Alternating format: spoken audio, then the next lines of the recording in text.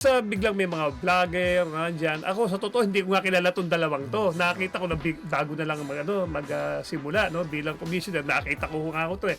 Tapos may mga kaibigan tayo nagte-text, "Pare, nakita mo ba si ganito?" Actually meron pang ano diyan eh, meron pang isa Time ang pangalan, vlogger din, no? Pero ngayon nakita namin as assistant coach lang pala siya. Hindi pala siya player pero ang press release maglalaro. Yun pala assistant coach, nakita ko rin. Ngayon, with regards sa dalawang ito, siyempre okay, ayaw naman namin maging judgmental. We don't want to put injustice to these players, no. Ang pinanggagalingan namin is equal opportunity to all, no? Kasi para naman magiging hindi ka fair sa kanila, no. Bakit yung team ni-line up siya all of a sudden pipigilan namin wala naman kaming house rules na pwedeng bawalan yon. Okay? So, makakalaro sila. Ang sa amin lang, okay?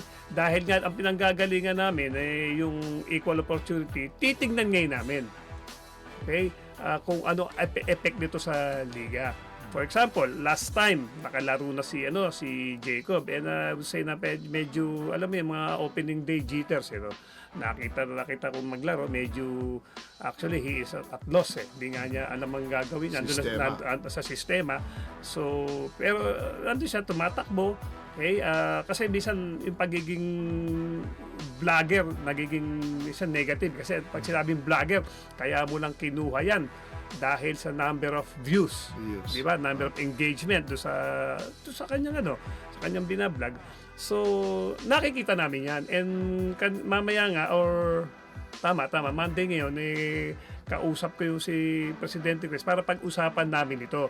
Kasi siyempre, okay lang naman na maraming viewers talagang makakatulong di ba? Nakikilala ka. Ngayon, ang pangit naman, nakikilala ka in a negative way. Kasi nasimulan natin tong Pilipinas Super League na maganda yung highly competitive. Yes. Tsaka siyempre, yung respect sa'yo maganda kahit papaano, nakakatulong sa mga players at medyo na inaayos namin kahit papaano yung liga. Hindi man perfecto, meron mga players na nagluloko pero minsan pero kahit papaano naayos namin. Kaya nga ngayon kaya nga 12 teams nga lang kami ngayon